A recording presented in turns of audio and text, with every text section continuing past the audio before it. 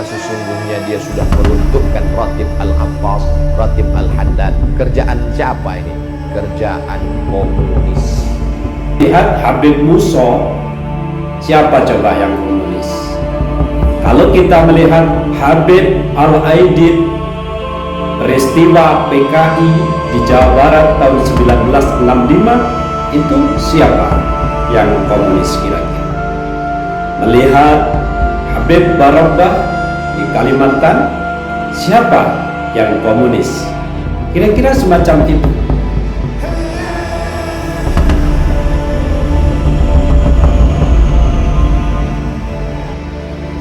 Assalamualaikum warahmatullahi wabarakatuh. A'udzu billahi minasy syaithanir rajim. Bismillahirrahmanirrahim. Alhamdulillah wassalatu wassalamu ala nabiyyina Muhammadin wa ala alihi wa ashabihi ajma'in, amma ba'du.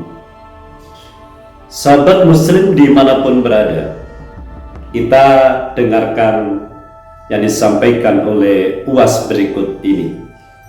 Kita selalu mengamalkan Ratib Al-Attas, Ratib Al-Haddad. Jadi kalau ada orang yang mengecam Al-Habaib Ba'alawi, maka sesungguhnya dia sudah meruntuhkan Ratib Al-Attas, Ratib Al-Haddad. Kerjaan siapa ini? Kerjaan komunis. Kalau ada orang yang mengecam Habaib, berarti sudah meruntuhkan Ratib Al-Haddad, Ratib Al-Attas. Dari yang disampaikan beliau Ustadz Abdul Somad, menurut pandangan kami sebenarnya tidak ada hubungannya runtuhnya Ratib Al-Haddad atau Al-Attas. Itu hanya orangnya mau mengamalkan atau tidak. Walaupun Habaib itu bukan keturunan Rasulullah, boleh saja kalau yang mau mengamalkan Ratib Al-Haddad atau Al-Attas. Kalau tidak percaya Habaib itu keturunan Rasulullah, bukan berarti tidak boleh mengamalkan Ratib Haddad atau Al-Attas. Itu kan sudah berdasarkan fakta ilmiah yang dijalankan. Sebagai seorang pendidikan, sebagai seorang milenial yang masih menggunakan logika akal sehat. Coba kalau secara tes DNA ini Habaib menunjukkan haplogrupnya itu bukan keturunan Rasulullah, mau dipaksa dari sisi mana coba? Hampir semacam itu. Tapi yang perlu digarisbawahi bahwa Ratibul Haddad, Ratibul Attas ini tidak selaras dengan amaliyah NU Nahdlatul Ulama. Kalau Ratib Al-Haddad, Al-Attas ini lebih selaras dengan amaliyah orang-orang Yaman. Jadi tidak ada masalah itu bagi orang-orang NU. Sebab apa? Di Ratibul Haddad, Ratibul Attas meninggalkan tawassul kepada akidah Nahdlatul Ulama, yaitu tawassul kepada Syaikhul Qadir. Ini dihapus, tidak ada. Karena mereka seakan-akan punya akidah sendiri. Bagi saya itu tidak masalah tidak mengamalkan Ratibul Haddad, Ratibul Attas. Banyak ratib yang lain yang masih selaras dengan Nahdlatul Ulama atau selaras dengan akidah ahli sunnah wal jamaah, khususnya di kalangan orang NU. Seperti apa? Ratib Al-Rifai misalnya, Ratib Syekhona Khalil Bangkalan, itu bisa diamalkan seperti pada pengurus PCNU Wonogiri Soluraya, semacam itu.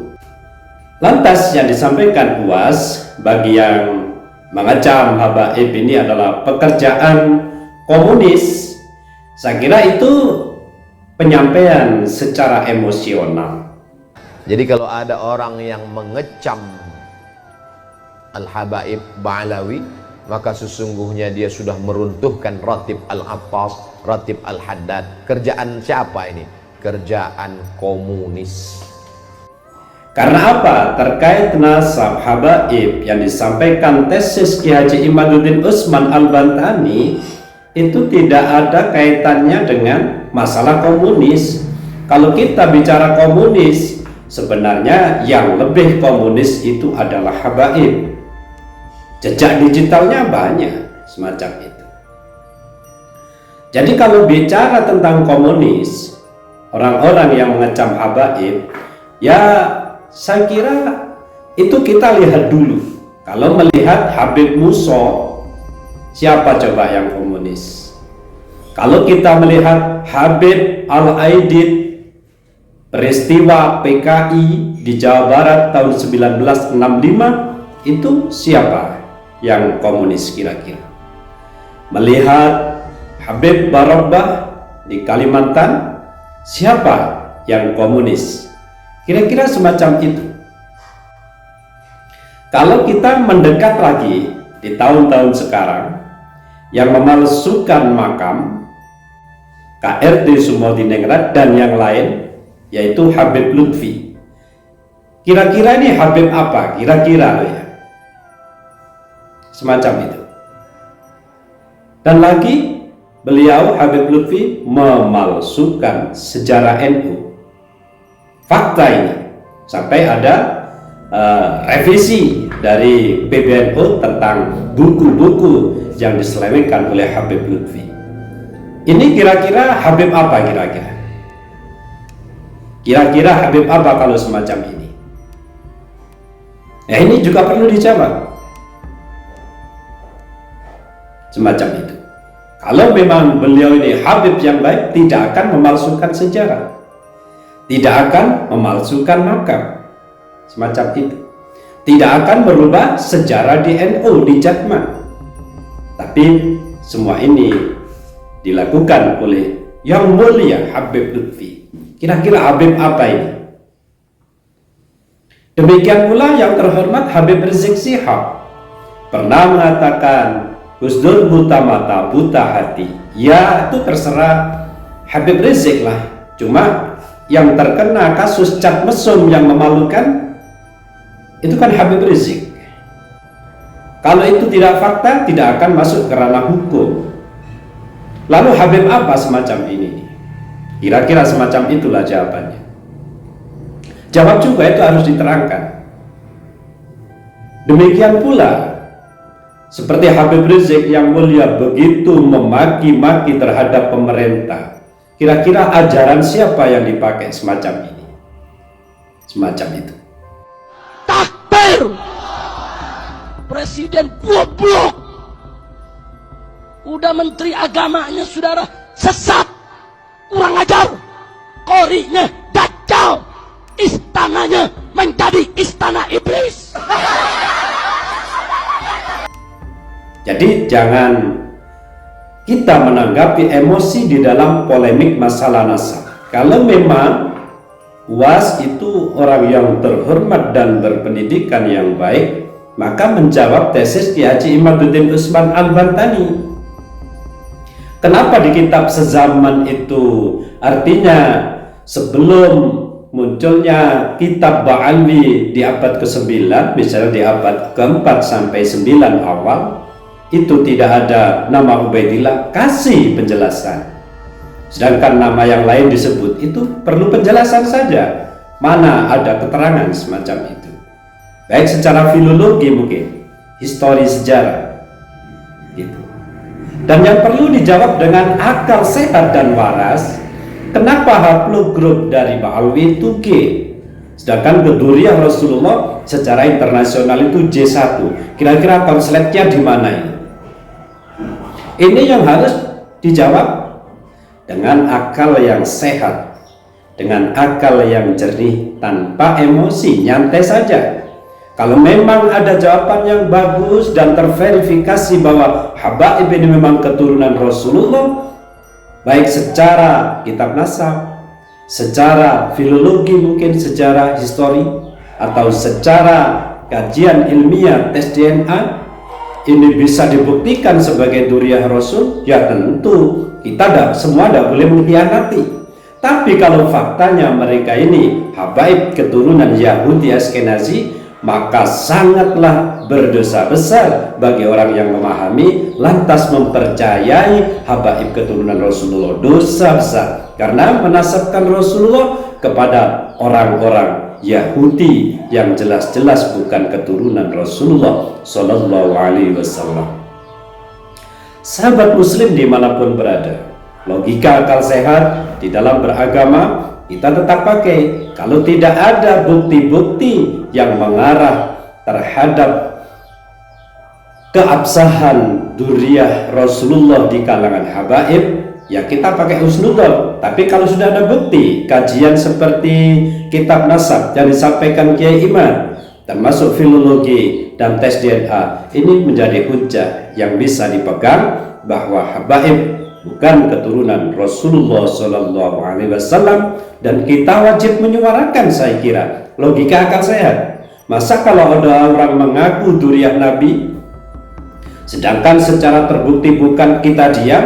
Saya kira ini lebih fatal semacam itu. Hanya orang-orang yang ada hubungannya dengan habaib lah itu sulit untuk mengakui kenyataan ini, padahal hanya cuma pengakuan, tidak usah emosi semacam itu. Kalau itu orang punya kekerabatan dengan habaib, mungkin mantunya, mungkin jadi menantunya, mungkin gurunya, ya memang berat semacam itu. Pasti itu. Sebenarnya tidak terlalu sejauh itu. Kalau memang bukan keturunan Nabi, ya sudah bukan keturunan Nabi. Tidak usah ribut, saya kira itu. Kalau ada orang yang tidak percaya habaib itu keturunan Rasulullah, peduli amat, ya sudah, tidak percaya, tidak apa-apa. Bagi yang percaya, ya silakan saja. Memang semacam itu. Tidak perlu adanya saling membenci. Biar aja orang tidak percaya kalau habaib itu keturunan Rasulullah. Peduli amat, tidak penting. Harusnya gitulah sebagai seorang gentleman.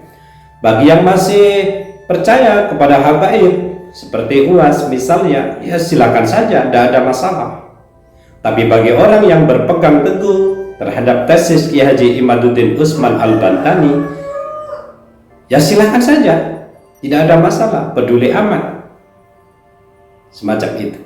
Jadi tidak usah ribut-ribut. Saya kira demikian sebagai seorang yang masih menggunakan logika akal sehatnya. Sahabat muslim dimanapun berada, sebagai seorang, mohon maaf, yang masih merasa menjadi seorang yang berpendidikan dan berlogika akal sehat, seharusnya tidak usah terlalu menyikapi masalah ini terhadap masalah kebencian di dalam menyikapi. Yang penting gimana? Kalau memang tesis Kiai Haji Imaduddin Utsman itu tidak tepat, ayo dijawab secara ilmiah. Itu juga secara filologi kita buktikan semacam itu. Saya kira kalau normal ya, dan kajian ilmiah tes DNA kita buktikan. Udah, ini bukan G misalnya, semacam itu. Atau walaupun G ini tetap keturunan Rasulullah dengan alasan apa misalnya yang logika akal sehat. Saya kira demikian. Tidak usah perlu mengklaim seseorang yang begini berarti komunis dan lain-lain semacam itu. Saya kira itu emosional yang tidak perlu dikeluarkan sebagai seorang tokoh yang memakai logikanya secara akal sehat. Sahabat muslim dimanapun berada, kurang lebihnya mohon maaf. Wallahul muwaffiq ila aqwamit thoriq. Assalamualaikum warahmatullahi wabarakatuh.